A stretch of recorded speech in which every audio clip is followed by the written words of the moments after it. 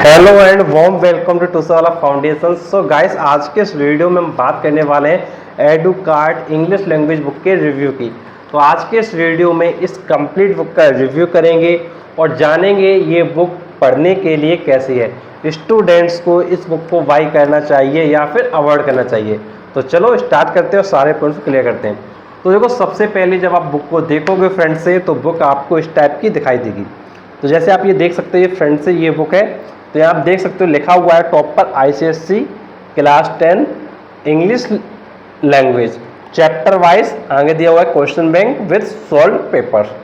तो ये इन्होंने क्या मेंशन कर रखा है। अब यहाँ पर बात ये आती है कि ये जो बुक तुमको दी गई है इसके अंदर किस टाइप का कंटेंट है। तो सबसे पहले हम बुक को ओपन करते हैं। तो चलो एक बार बैक कवर भी दिखा देता हूँ। तो देखो, बैक में आपको बुक इस टाइप की दिखाई देगी और फ्रंट में बुक आपको इस टाइप की दिखाई देगी। और इस बुक के अगर हम लोग अंदर आते हैं तो इस टाइप से बुक आपकी ओपन होती है। नेक्स्ट अगर हम लोग आते हैं, नेक्स्ट कवर पेज ये आता है।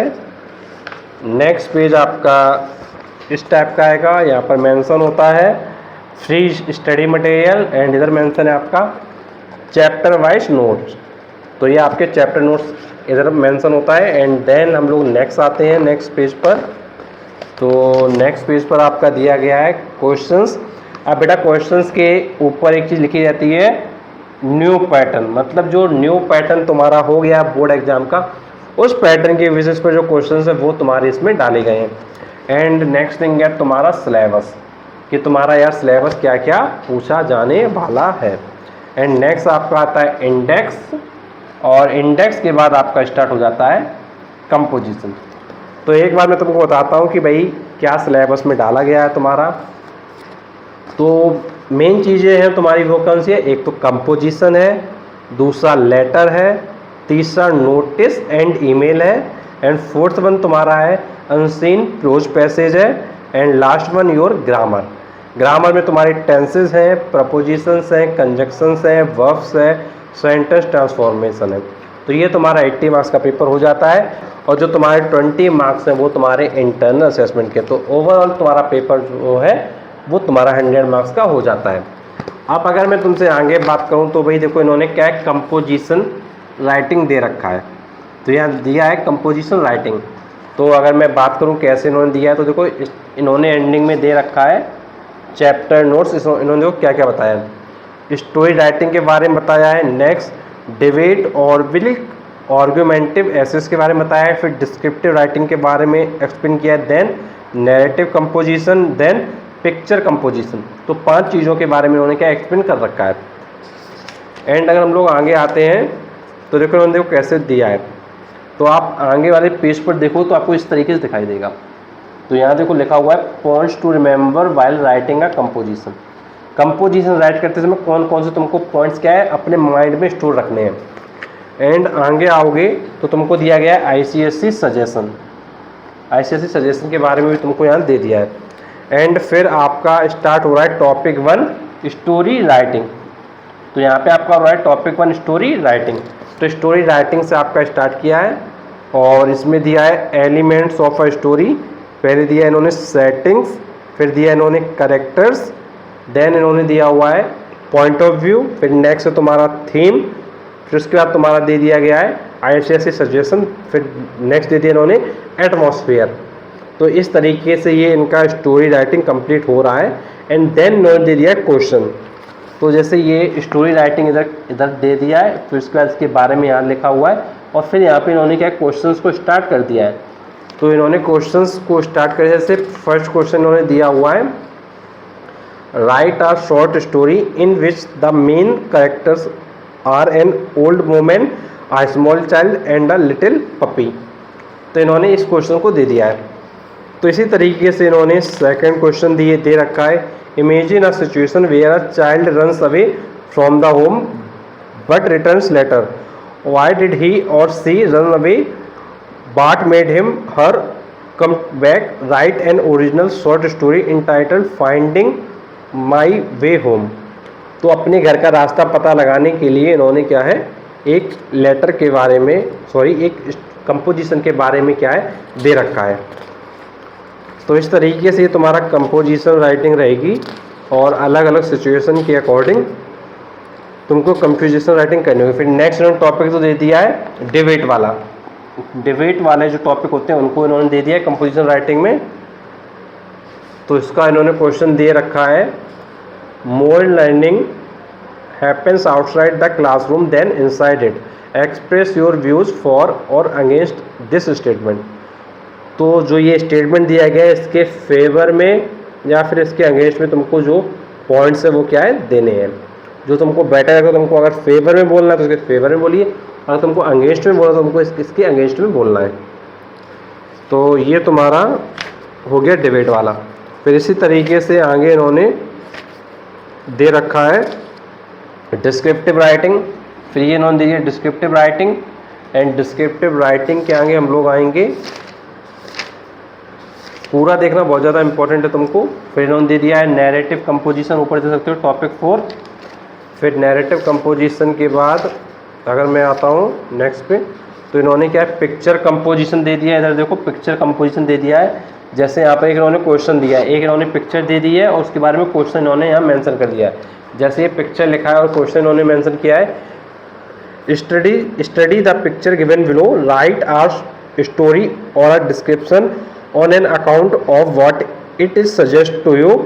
Your composition may be about the subject of the picture or you may take suggestion from it.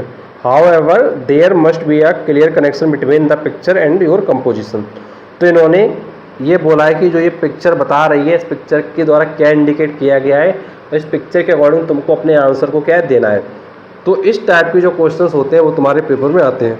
अब जैसे नेक्स्ट इन्होंने दे दिया है, जैसे कुछ बच्चे यहाँ पर देख रहे हैं अपनी सेल्फी क्लिक कर रहे हैं और ये बच्चे क्या पुअर दिख रहे हैं। तो इसमें इन्होंने क्वेश्चन दे रखा है, study the picture given below, write a story और description on an account of what it is suggest to you, your composition may be about the subject of the picture और you may take suggestion from it, however there must be a clear connection between the picture of your and there must be a clear connection between the picture and your composition. तो एक clear connection होना चाहिए तुम्हारे composition के बीच में, तो एक तुम्हारी पिक्चर के बीच में, तो उसके बारे में तुमको एक्सप्लेन करना है। अब जैसे यहाँ देख रहे हो कि भाई पूरे बच्चे हैं सेल्फी ले रहे हैं, तो यहाँ से तुमको क्या इंडिकेशन मिल रहा है, तुमको यहाँ से इंडिकेशन मिल रहा है कि भाई पुअर बच्चे हैं वो सेल्फी ले रहे हैं, तो यार खुश भी रह रहे हैं। तो यार खुश रहने के लिए ऐसा नहीं कि सिर्फ पैसा ही चाहिए, तुम हैप्पी रह सकते हो, क्योंकि यार हर एक बंदा दूसरे बंदे के रिस्पेक्ट में क्या है पुअर होता है। तो इसलिए क्या है हैप्पीनेस के लिए जरूरी नहीं कि बहुत सारा पैसा ही हो तुम्हारे पास हो। तो जो भी तुमको इस इमेज को देख के लग रहा है वो तुमको क्या है बोलना है। इसी तरीके से और भी इन्होंने क्या है पिक्चर दे रखी हैं और उसके अकॉर्डिंग तुमको क्या है कंपोजिशन को राइट करना है। एंड अगर हम लोग आगे आते हैं तो फिर आपका आ गया है second topic, that is your letter writing.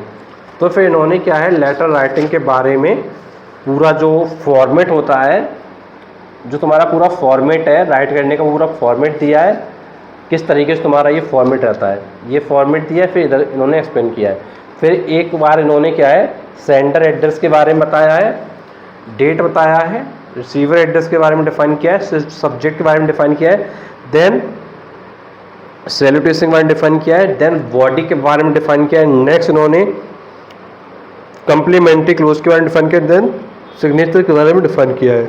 तो इस तरीके से उन्होंने डिफाइन किया है। और आईसीएससी सजेशन के बारे में भी इन्होंने क्या है डिफाइन कर रखा है। फिर उसके बाद टाइप्स ऑफ फॉर्मल लेटर भी दिया है, जैसे इन्होंने दिया है letter of complain, letter of inquiry, letter of placing, letter to the editor, letter to the principal. तो ये इन्होंने टाइप्स ऑफ लेटर में देखो यहाँ पर एक्सप्लेन कर रखा है, ये आपको दिख रहा होगा टाइप्स ऑफ लेटर में। तो टाइप्स ऑफ फॉर्मल लेटर में इन्होंने एक्सप्लेन कर रखा है। जिसके बाद इन्होंने एक क्वेश्चन दे रखा है और उसका देखो सोल्यूशन भी करके दिखाया है। जैसे ये क्वेश्चन है और इसका सोल्यूशन भी करके इन्होंने क्या दिखाया है, तो तुम क्वेश्चन के साथ में इसका सोल्यूशन भी क्या है कर सकते हो बहुत ही आसानी से। अब अगर हम लोग आगे आते हैं इस बुक में, तो फिर इनफॉर्मल लेटर का जो फॉर्मेट है वो इन्होंने दे रखा है। देखो इनफॉर्मल लेटर का फॉर्मेट ये दे रखा है।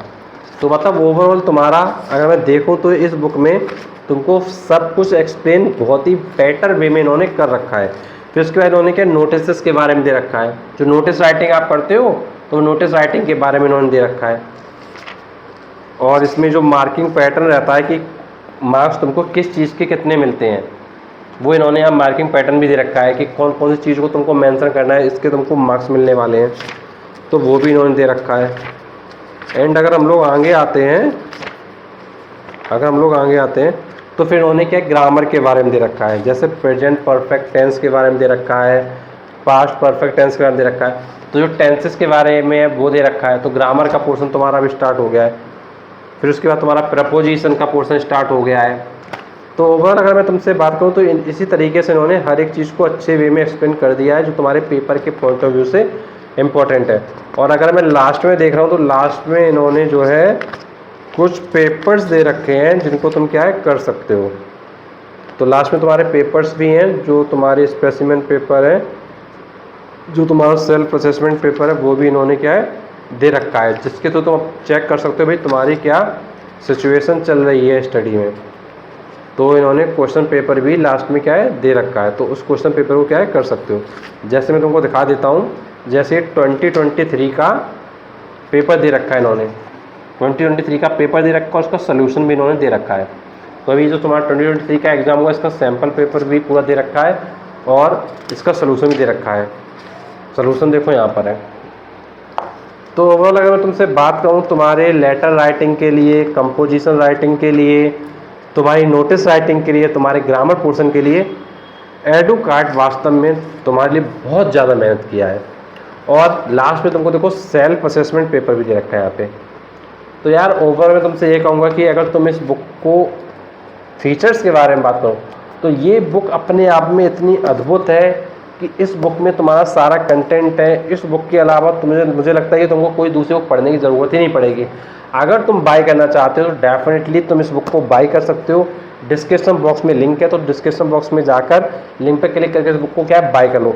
और अगर तुम्हारे पास अगर अभी तक सिलेबस नहीं है ऑल सब्जेक्ट का, तो तुम क्या कर सकते हो, डिस्क्रिप्शन बॉक्स में जाकर ऐप का तुमको लिंक मिलेगा, ऐप को इंस्टॉल करके सिलेबस को फ्री ऑफ कॉस्ट डाउनलोड कर सकते हो।